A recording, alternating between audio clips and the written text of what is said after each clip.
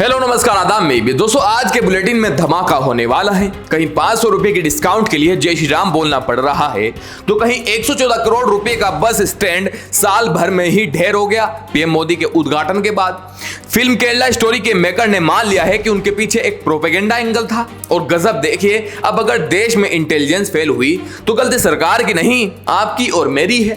पंजाब में राघव चड्ढा की सुरक्षा हटा ली गई और महाराष्ट्र में टैक्सी चलाने के लिए मराठी की क्लास लेनी होगी, सीखनी होगी। सब कुछ कवर करेंगे दोस्तों। तो चलिए शुरू करते हैं आज का बुलेटिन। शुरुआत करते हैं उस फिल्म से जिसने बॉक्स ऑफिस पर आग लगा दी थी, द केरला स्टोरी। इसके प्रोड्यूसर साहब ने हाल ही में आरएसएस का शुक्रिया अदा करते हुए उन्हें अपना गार्जियन एंगल बता दिया है। We would have not been able to do this film if we did not get the greatest guidance and support from the RSS. They have been our guardian angels. मतलब अब तो मोहर लग गई है कि फिल्म के पीछे किसका हाथ और किसका साथ था। अब जो लोग इसे शुद्ध सिनेमा और बिना किसी प्रोपेगेंडा वाली फिल्म कह रहे थे, वो शायद अब खामोश मोड पर चले जाएंगे। खैर, कम से कम प्रोड्यूसर साहब ने सच बोलने की हिम्मत तो दिखाई। इलाज और राजनीति का मेल देखना है तो कोलकाता चलिए। यहाँ एक कार्डियोलॉजिस्ट डॉक्टर, जो दिल के डॉक्टर हैं, जो मरीज के जय श्री राम बोलने पर 500 रुपए की सीधी छूट दे रहे हैं। डॉक्टर साहब का कहना है कि ये भेदभाव नहीं, बल्कि मोदी जी और बीजेपी को उनका सपोर्ट है। It's a political slogan, not a religious slogan. जो क्यूआर कोड दिखाएगा, जय श्री राम क्यूआर कोड इसका नाम है, एक भगवान का नाम है, और एक पोस्टर है जो दिखाएगा उसको 500 रुपया फीस में डिस्काउंट मिलेगा। गजब है भाई। कल को अगर कोई और डॉक्टर सत श्री अकाल या अल्लाहू अकबर पर डिस्काउंट देने लगे तो हॉस्पिटल कम और रैलियां ज्यादा लगेंगी। बीमारी दिल की हो या दिमाग की, पर डिस्काउंट का रास्ता राजनीति से होकर जा रहा है दोस्तों। अब बात करते हैं एक ऐसे लॉजिक की जिसने सबका सिर चकरा दिया है। हमारे एनएस से अजीत डोभाल जी ने कहा है कि नेशनल सिक्योरिटी सिर्फ फौज या पुलिस का काम नहीं, बल्कि हम नागरिकों की भी जिम्मेदारी है। ये केवल सेना के बलों का या पुलिस वालों का या इंटेलिजेंस का ही मात्र कार्य नहीं है, ये सबका सामूहिक बल है और आप सबकी सामूहिक शक्ति ही मिलकर एक राष्ट्रीय मनोबल बनाती है। मतलब समझ रहे हैं आप, अगली बार अगर कहीं कोई बड़ा इंटेलिजेंस फेलियर हुआ तो सरकार से सवाल मत पूछिएगा, आईने में खुद को देखेगा और बोलेगा सब मेरी गलती है। भाई साहब, टैक्स हम दे, वोट हम दे, और अब इंटेलिजेंस फेलियर का इल्जाम भी हम ही ले। ये तो पीक धुरंधर लॉजिक हो गया है दोस्तों। पंजाब की राजनीति में आजकल सिक्योरिटी का खेल चल रहा है दोस्तों। खबर है कि पंजाब सरकार ने अपनी ही पार्टी के राघव चड्ढा की Z+ सुरक्षा वापस ले ली। हवा में दरार की बू आ रही है क्या? लेकिन फिक्र की बात नहीं है। दिल्ली से केंद्र सरकार ने तुरंत हाथ बढ़ाकर उन्हें Z कैटेगरी की सुरक्षा दे दी। अब राघव चड्ढा दिल्ली पुलिस और CRPF के घेरे में रहेंगे। ये रईस लोगों के अपने मसले हैं, कभी सुरक्षा हटती है, कभी बढ़ती है। बस जनता की सुरक्षा भगवान भरोसे चलती है। जम्मू कश्मीर से एक दिल जीतने वाली वीडियो सामने आया दोस्तों। मुख्यमंत्री उमर अब्दुल्ला एक उद्घाटन में गए थे जहां रिबन तिरंगे के रंगों वाला था। उमर साहब ने रिबन काटने से मना कर दिया और कहा कि इसे काटकर अपमान मत करो, बल्कि इसे खोलकर सम्मान से सहज लो। इसे कहते हैं समझदारी। वरना अक्सर जोश जोश में लोग भूल जाते हैं कि कैची कहां चलानी है, कहां नहीं। उमर साहब के इस जेस्चर की सोशल मीडिया पर खूब तारीफ हो रही है। गुजरात के वडोदरा से एक दुखद खबर है। यहाँ का शानदार सेंट्रल बस स्टेशन, जो करीब 114 करोड़ रुपए की लागत से बना था और जिसका उद्घाटन खुद पीएम मोदी ने किया था, उसका ऊपरी शेड अचानक गिर गया। इस हादसे में एक 65 साल के बुजुर्ग की जान चली गई दोस्तों। सवाल यह है कि 114 करोड़ रुपए का सिर्फ साल 1.5 साल की मजबूती के लिए खर्च किए गए थे क्या? विकास के नाम पर जब छतें गिरने लगे तो समझ लीजिए कि सीमेंट में करप्शन का तड़का थोड़ा ज्यादा लग गया है। अब जरा इंटरनेशनल गलियारों की सैर करते हैं।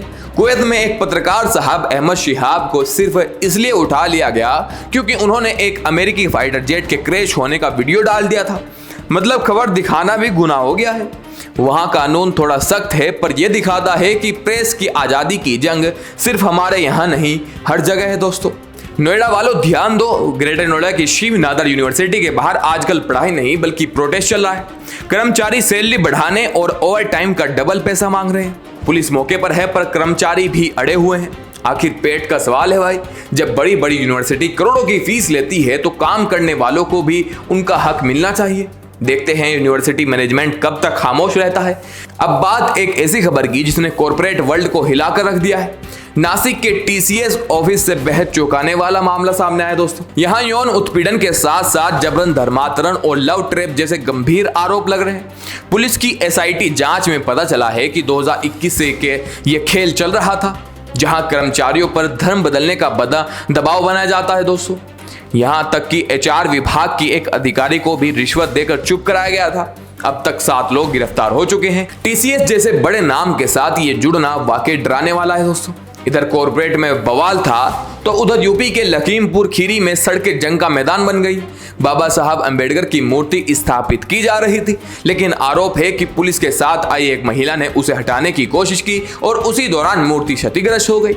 फिर क्या था, जनता का गुस्सा फूट पड़ा, पुलिस की गाड़ियां पलट दी गई, पथराव हुआ और कई पुलिस वाले घायल हो गए।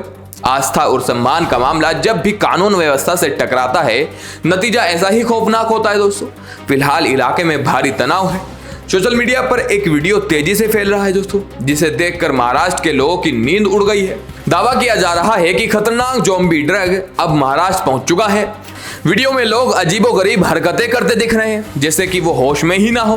पुलिस अभी इसकी जांच कर रही है कि यह वाकई ड्रग का असर है या कुछ और। लेकिन अगर ये सच है तो ये हमारी यूथ के लिए बहुत बड़ा रेड सिग्नल है दोस्तों। नशा सिर्फ जिंदगी नहीं, इंसानियत भी छीन लेता है। अगर आप महाराष्ट्र में टैक्सी या रिक्शा चलाते हैं तो अब अपनी मराठी सुधार लीजिए। सरकार ने नियम कड़ा कर दिया है कि 1 मई से हर ड्राइवर को बेसिक मराठी पढ़नी और लिखनी आनी चाहिए। अगर नहीं आई तो सीधा लाइसेंस रद्द। मंत्री जी का कहना है कि जिस राज्य में काम करो वहां की भाषा का सम्मान तो करना पड़ेगा। वैसे बात तो सही है, पर अब देखना यह है कि 1 मई को कितने ड्राइवरों के पास मराठी डिक्शनरी मिलती है और कितनों के लाइसेंस जाते हैं। दुनिया के दूसरे कोने में ईरान और इजराइल लड़ रहे हैं, लेकिन उसका सीधा असर आपकी और मेरी जेब पर पड़ रहा है दोस्तों। स्ट्रेट हॉर्मुज बंद होने की वजह से गैस और तेल की सप्लाई रुकी हुई है। नतीजा, भारत में कमर्शियल सिलेंडर 196 रुपये तक महंगा हो गया है। अब ढाबे वाले और रेस्टोरेंट वाले भी दाम बढ़ा देंगे।